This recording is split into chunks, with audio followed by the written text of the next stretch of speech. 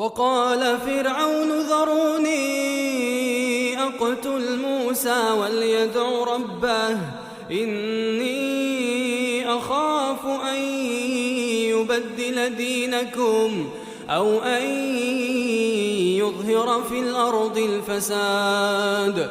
وقال موسى إني عذت بربي وربكم من كل متكبر لا يؤمن بيوم الحساب. وقال رجل مؤمن من آل فرعون يكتم إيمانه